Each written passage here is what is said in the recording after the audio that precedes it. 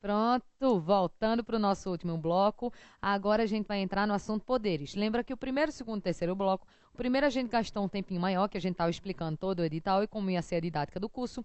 Segundo e terceiro bloco, a gente fez as questões da parte de princípios, que também é aquela chamada de regime jurídico administrativo. O que a gente vai ver agora? A gente vai ver a parte de poderes administrativos. E seguindo aquela mesma linha que eu fiz em princípios, vamos primeiro fazer uma teoria do assunto para depois começar as questões. Então, bora para a tela em branco. Vê só. Aqui, vamos começar a fazer um esquema falando dos chamados poderes administrativos. Deixa eu botar aqui que o tópico é de poderes administrativos.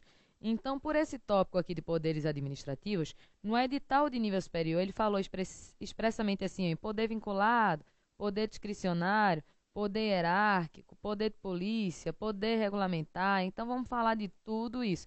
Todos os poderes podem cair tanto para nível médio quanto para nível superior. Não tem nenhuma diferença da aula aqui para nível médio e para nível superior. Só que antes de especificamente começar os poderes em si mesmo, vamos fazer uma diferença disso daqui, ó, do chamado vinculado, ato vinculado para o chamado ato discricionário. Ato vinculado para o chamado ato discricionário.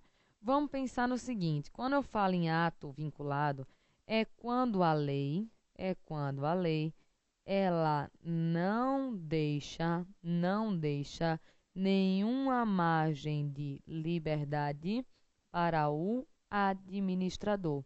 Então, ato vinculado é quando a lei não deixa nenhuma margem de liberdade para o administrador. Vamos dar um exemplo.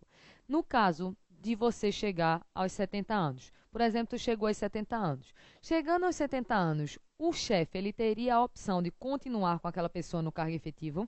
Não, porque aos 70 anos vai acontecer um fenômeno chamado de quê? Muito bem, aposentadoria compulsória, que também alguns chamam de aposentadoria expulsória, porque tu está sendo expulso do setor público. Então, veja, por essa aposentadoria compulsória, a pessoa ela não vai ter liberdade de escolha, ela é obrigada a aposentar. Por quê? Porque a lei mandou. Então, o administrador, ele não pensa, ele simplesmente vai cumprir os comandos da lei. Isso é um ato vinculado. Já o ato discricionário é aquele que o administrador recebe certa margem de liberdade para analisar o que é mais conveniente e analisar o que é mais oportuno. Vamos botar isso no esquema. Botando aqui no esquema, a gente vai ver que enquanto ato vinculado, a lei não deixa margem nenhuma de liberdade para o administrador, aqui no ato discricionário, a lei ela deixa margem, certa margem de liberdade para o administrador. Então, ela deixa certa margem de liberdade para o administrador. E essa certa margem de liberdade, veja, se é uma certa margem, é uma liberdade sem limites ou com limites? Muito bem, é uma liberdade com limites. E essa liberdade daqui vai ser utilizada para que o administrador possa vir a analisar aquilo que é mais conveniente e oportuno. O que é conveniência? Conveniência está ligada ao momento. E o que é oportuno? Oportuno está ligado ao tempo. Então, quando um ato é discricionário, a gente diz que esse administrador vai ter certa margem de liberdade para analisar o que é mais conveniente e o que é mais oportuno.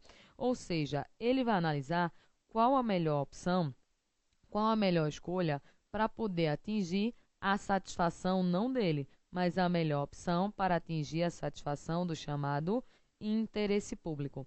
Então, aqui é o ato discricionário. Por esse ato discricionário, o administrador vai ver o que é mais conveniente e oportuno para a satisfação do interesse público. Só que uma questão que sempre cai em prova de concurso é o seguinte: esse ato discricionário, ele pode sofrer um controle judicial. Esse ato discricionário, ele pode sofrer um controle judicial. Vê só, vamos imaginar quais são as espécies, ainda vou voltar, viu, para aquele slide anterior. Então, aqui, a gente tem um controle, e esse controle pode tanto ser um controle interno, como pode vir a ser chamado de controle externo. Então, existe o chamado controle interno e existe o chamado controle externo. Esse controle interno, a gente vai dizer que pode tanto ser um controle de legalidade, como pode ser um controle de mérito. Depois eu explico. Já o controle externo, ele só pode ser um controle de legalidade e jamais o controle de mérito. Vê só, controle interno é um controle daquilo que a gente já falou e já chamou de quê? De muito bem, tutela. Autotutela é um controle interno, eu estou analisando os meus próprios atos. Então, imagina comigo da seguinte forma, o que é controlar? Controlar é verificar, controlar é analisar. Então, imagina que um administrador está analisando os seus próprios atos. Quando o administrador está analisando o ato que ele vai praticar, ele vai pensar, isso que eu estou fazendo é legal ou ilegal? Quando ele pensa nisso, ele está fazendo uma análise da própria legalidade. E quando ele pensa, será que isso que eu estou fazendo é conveniente e oportuno? Ele está fazendo uma análise de mérito. Então, veja, quando o secretário de Educação ele recebe uma verba, ele pensa, usar essa verba na construção de uma escola é legal ou ilegal? Aí ele vai ver que é legal, ele fez um controle de legalidade. Aí depois ele vai pensar, e construir uma escola nova é conveniente e oportuno? Ou seja, é adequado para esse momento? Ele está fazendo um controle de mérito. Então, veja, em relação aos seus próprios atos, o controle pode tanto ser de legalidade, como pode vir a ser um controle de mérito. Agora, quando eu falo de controle externo, é de um canto para o outro. Por exemplo, o Poder Judiciário, quando controla o ato praticado pelo administrador, esse é um controle externo. O controle pode existir, mas só apenas em relação à legalidade. Então, o Poder Judiciário, ele pode sim vir a analisar aquele ato praticado pelo administrador, mas só em relação ao aspecto da legalidade. Por exemplo, se aquele secretário da Educação usou o dinheiro para o estudo, mas para o estudo da filha, mandou a filha estudar na França, esse ato pode ser controlado judicialmente? Pode, porque o controle é um controle de legalidade. Agora, se ele construiu a escola toda direitinha, poderia o juiz dizer que, na verdade, queria a reforma da escola? Não, porque aí ele estava se metendo no mérito. Então, vamos voltar aqui para o material. Voltando, a gente vai ver o seguinte, esse controle daqui, que pode ser um controle tanto externo quanto um controle externo, veja, se for interno é autotutela, se for externo, só pode ser um controle de legalidade. Voltando para a página anterior, eu te perguntei, é possível um controle judicial de um ato discricionário? A nossa resposta vai ser o quê? Sim, é possível sim um controle judicial de um ato discricionário. Só que esse controle vai ser um controle de legalidade e não um controle de mérito, porque o controle de mérito só decorre de um controle interno e jamais de um controle externo. Então, olha para mim, pensa comigo. Se cai na tua prova dizendo que o Poder Judiciário pode controlar um ato discricionário praticado pelo administrador, certo? Se diz que esse controle pode ser um controle total, certo ou errado? Errado, porque é só um controle de legalidade e não um controle de mérito. Mas se diz na tua prova que pode o Poder Judiciário analisar o mérito de um ato, o que tu acha? O Poder Judiciário pode analisar o mérito de um ato? Pensa. Pode. De qual ato? Dos seus próprios atos. Então, o Poder Judiciário pode analisar o mérito do ato dele. O que ele não pode analisar é o mérito do ato dos outros. Mas dos seus próprios atos, ele pode verificar sem problema nenhum. Então, resumindo, em um controle externo, o Poder Judiciário analisa apenas a legalidade. Mas na autotutela, que é um controle interno, ele analisa tanto a legalidade dos seus atos quanto o próprio mérito. Ok? Vamos voltar para o material. Então, aqui era um ponto que eu queria fazer, ó, de diferença do ato vinculado para o chamado ato discricionário. Só que eu quero continuar com aprofundamento aqui com vocês. Além de ato vinculado, além de ato discricionário, vamos começar a falar de alguns poderes aqui. Vamos começar falando de um poder chamado de poder, vou botar aqui a ordem, o chamado poder hierárquico. Poder hierárquico. Por esse poder hierárquico aqui, a primeira coisa que você vai pensar é nessa pirâmide daqui, ó. Pensei no poder hierárquico, estou pensando nessa pirâmide daqui. Então, veja, poder hierárquico vai ser a relação da administração pública para com os seus órgãos, para com os seus agentes. Só com essa informação, tu já vai me responder o seguinte: o poder hierárquico é um poder externo ou é um poder interno? Interno, porque ele acontece dentro do âmbito da própria administração. Ou seja, pergunta simples: esse poder hierárquico vai ser aplicado a um particular? De jeito nenhum, porque o particular não está dentro da administração, o particular está fora. E poder hierárquico é um poder interno, acontece dentro do âmbito da própria administração. Além disso, ele é um poder permanente. Por que ele é um poder permanente? Porque ele acompanha durante toda a tua vida funcional. Então, poder interno, por que interno? Deixa eu só complementar. Porque é uma relação da administração pública para com os seus órgãos, para com os seus agentes, não inclui o particular. É um poder permanente. E esse poder hierárquico tem algumas palavras-chave. Quando falar na tua prova em poder de revisar atos, revisão interna, em poder de fiscalizar, em poder de dar ordens, então poder de dar ordens. Então veja, revisar, fiscalizar, dar ordens, o poder de coordenar. Coordenar. Eita, que ficou feio. Vamos lá, o poder de coordenar. O poder de coordenar. O poder de delegar. O poder de avocar.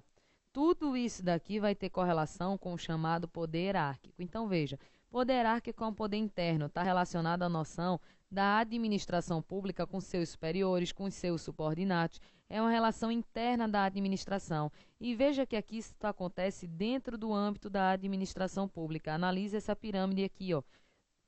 Então, a hierarquia vai ser o poder de ordenar, de distribuir e escalonar as funções. É uma noção interna. Está acontecendo dentro do âmbito da própria administração pública. Então, esses seriam os pontos-chave que eu queria falar de poder hierárquico. Mas eu quero te perguntar o seguinte: se disser que João, superior e hierárquico, ele deu uma ordem ao seu subordinado, qual é o poder que está sendo usado? Muito bem, poder hierárquico.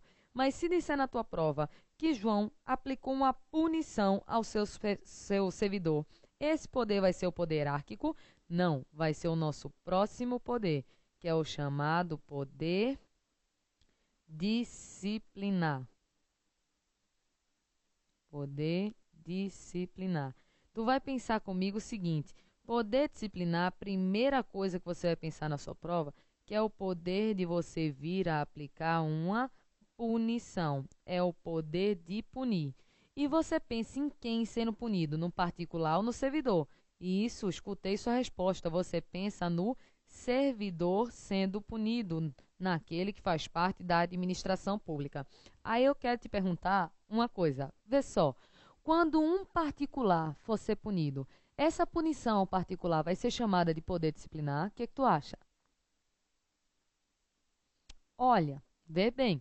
A resposta sabe qual é? Você está aí pensando, mas a resposta é depende. Quando um particular é punido, essa punição pode sim ser fruto de um poder disciplinar. Então, vamos fazer um quadro comparativo. Vê só, seguindo aqui no material, deixa eu pegar uma página nova, a gente vai ver o seguinte: quando um particular ele recebe uma punição, quando um particular ele recebe uma punição, essa punição pode vir a ser fruto de dois dos poderes que a gente tem que estudar. Quais são os poderes? Essa punição pode ser fruto do chamado poder disciplinar, ou essa punição pode ser fruto do chamado poder de polícia. Então, pode ser fruto do poder disciplinar ou pode ser fruto do poder de polícia. Vai ser poder de polícia quando um particular, em geral, for ser punido. Particular, em geral, for ser punido. Já vai ser poder disciplinar quando o particular que está sendo punido for um particular que possua um vínculo com a administração pública. Que espécie de vínculo ele pode te dar de exemplos na prova? Vê só, esse vínculo daqui pode ser um vínculo por meio de uma licitação, pode ser um vínculo por meio de um contrato, pode ser um vínculo por ser aquela pessoa aluno de uma escola pública, pode ser um vínculo por estar a pessoa em um hospital público. Então, tudo isso daqui são vínculos. Vamos te dar exemplos. Vê só. Quando eu, Ana Cláudia, vindo para cá gravar, estacionei meu carro em local proibido. Esse meu carro foi multado e foi rebocado. Eu fui punida? Fui, não é isso, porque eu cometi um ato irregular. Só que tu vai pensar comigo, essa punição que eu recebi é fruto de um poder disciplinar ou de um poder de polícia? Poder de polícia, muito bem, porque eu sou uma particular em geral. Eu, em nenhum momento na questão, disse que eu tinha um vínculo com a administração pública. Então, quando um carro é rebocado, quando o estabelecimento ele é interditado, quando a fábrica é multada por estar poluindo o meio ambiente, tudo isso daí vai ser poder de polícia. Agora, vamos dar um outro exemplo? Digamos que eu celebrei um contrato com a administração pública de fornecimento de merenda escolar. Em determinado dia eu não apareci com a merenda escolar. Pode a administração pública, por descumprimento contratual, me aplicar uma multa e me aplicar uma advertência? Pode, eu estou sendo punida. Mas veja, eu estou vinculada à administração agora por meio de um contrato. Essa minha punição vai ser uma punição fruto do poder de polícia ou do poder disciplinar? Muito bem, vai ser fruto do poder disciplinar, porque eu tenho um vínculo com a administração pública. É a mesma lógica que acontece quando o aluno de escola pública ele vem a ser punido. Quando esse aluno vem a ser punido, ele vai ser punido com um vínculo com a administração, já que ele está estudando em uma escola pública, ele está em um hospital público. Então, veja, falar em particular em geral, a punição é poder de polícia. Falou no particular vinculado à administração, a punição é poder disciplinar. Isso é um dos pontos que mais está caindo em prova de concurso em relação ao assunto poderes. Vamos voltar para o material. Voltando, a gente já falou aqui especificamente, ó, só para tu deixar bem destacado, a situação do particular sendo punido. Para tu lembrar que quando esse particular é punido, essa punição pode ser fruto tanto do poder disciplinar, se ele estiver vinculado à administração, como se pode ser fruto do poder de polícia. Aí aqui a gente volta e vê que nesse poder disciplinar, quem está sendo punido, deixa eu só botar aqui na mesma cor, é tanto um servidor quanto um particular com vínculo com a administração pública.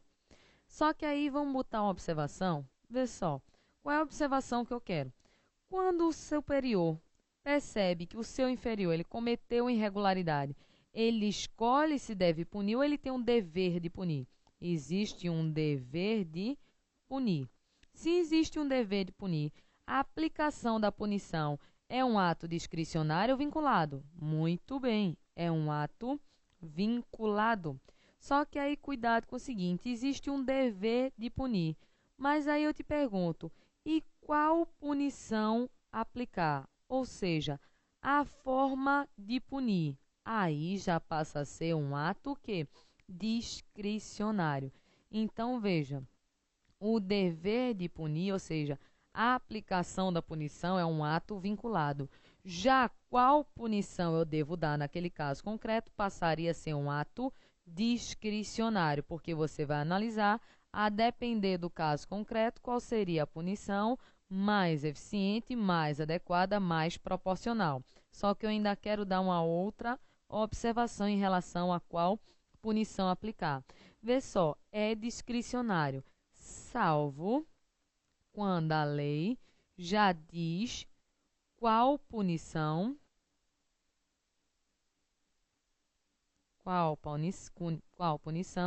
deve ser aplicada.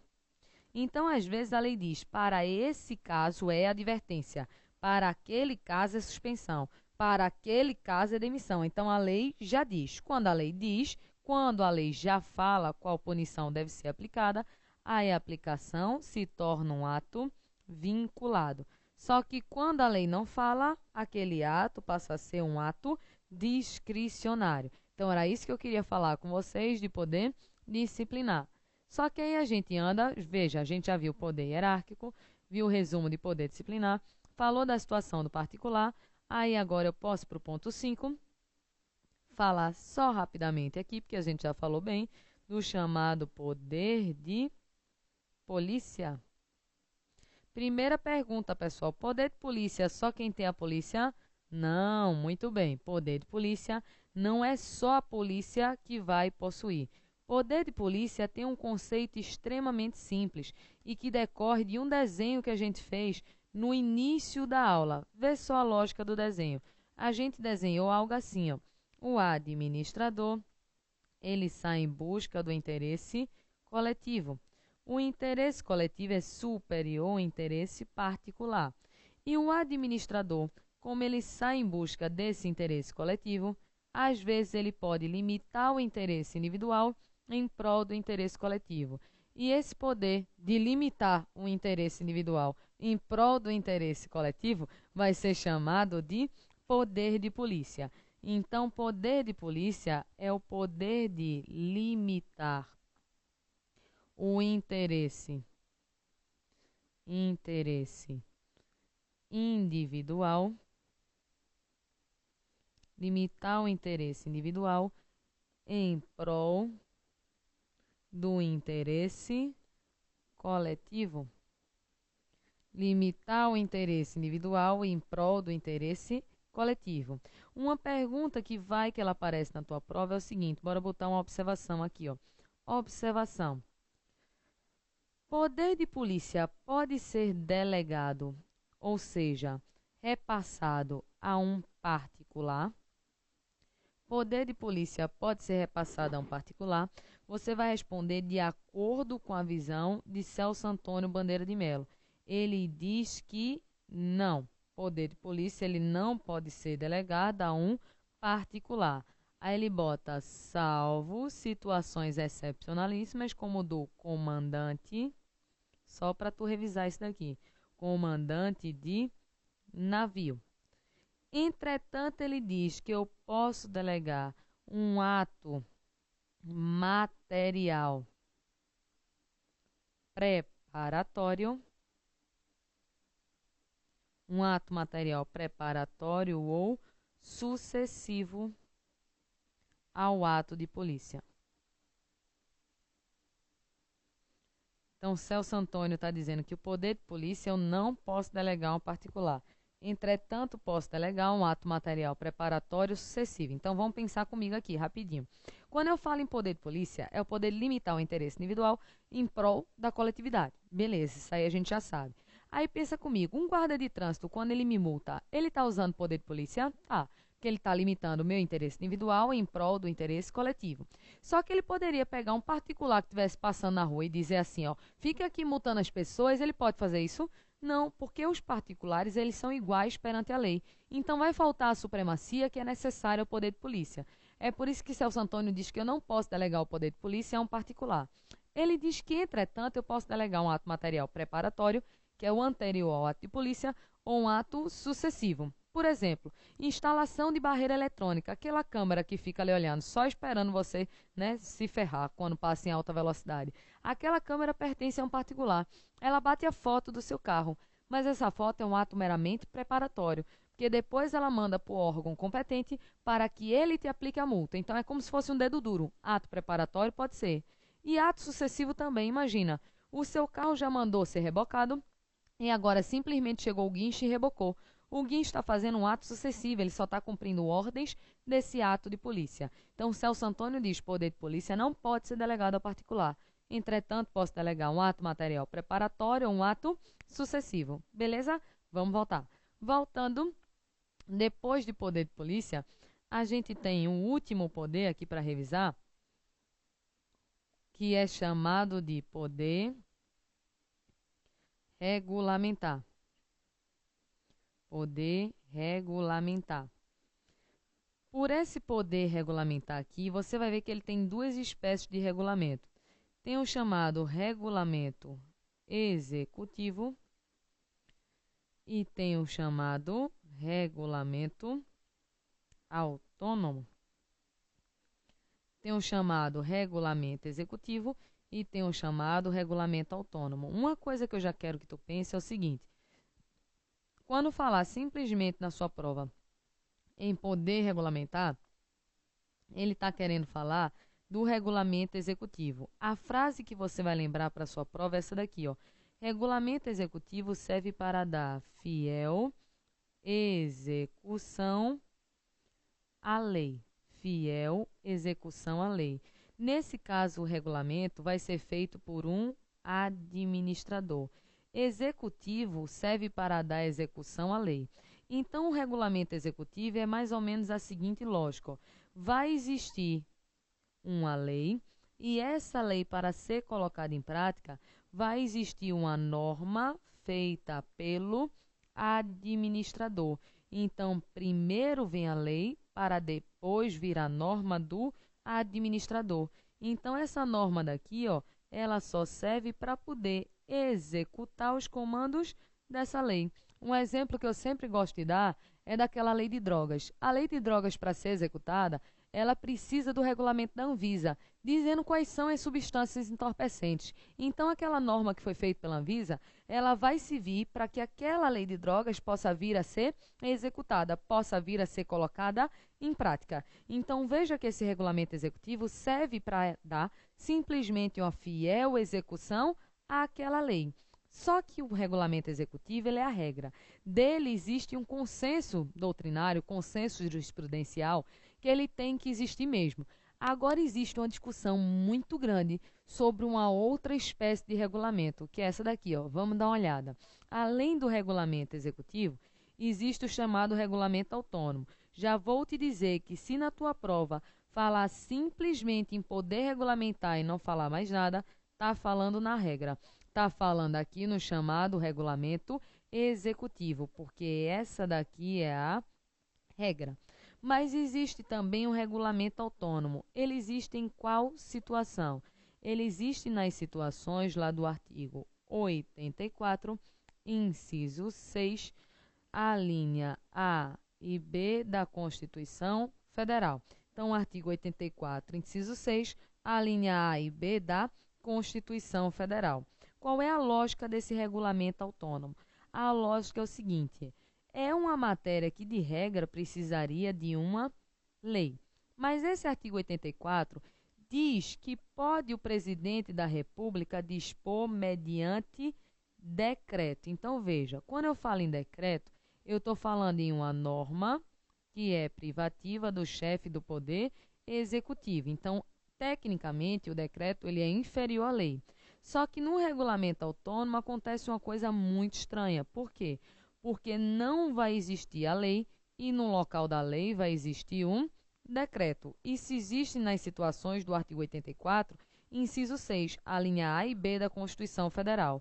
Mas esse artigo 84, inciso 6, a linha A e B da Constituição Federal, apenas permite que esse regulamento autônomo venha a ser disposto mediante decreto. Então, ele fala especificamente no presidente da República. Tudo bem que ele pode delegar, mas fala especificamente no presidente da República.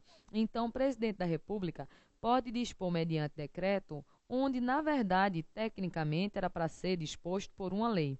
As situações são as seguintes, ó. Na letra A, ele diz que pode dispor mediante decreto sobre a criação e extinção de órgão público, quando não implicar aumento de despesa, nem criação ou extinção de órgão. E a letra B vai falar que eu posso extinguir por meio de decreto um cargo público quando vago. Então, a lógica é o seguinte: regulamento executivo, a lei vem primeiro para depois vir a norma do administrador. Já o regulamento autônomo, eu não tenho uma lei e, em vez da lei, a Constituição Federal dá uma lida nesse artigo 84 aqui. Inciso 6, a linha A e B da Constituição, autoriza o presidente da República a dispor mediante decreto sobre uma matéria que, na verdade, deveria ter sido disposta por uma lei. Então, o que a gente fez aqui nesse último bloco? Fez a teoria de poderes. Na próxima aula, o primeiro bloco, eu já vou realizar todas as questões de poderes administrativos. Então, se tu ainda ficou perdido em algum ponto, porque esse daqui eu só posso fazer uma mini teoria, dá uma revisada no tópico poderes, que na próxima aula eu venho com poderes e já emendo com atos administrativos. Uma boa semana, fim de semana, bom dia, boa tarde, boa noite para você, que eu não sei qual hora que você está me assistindo, mas tudo de bom para você e até o próximo encontro.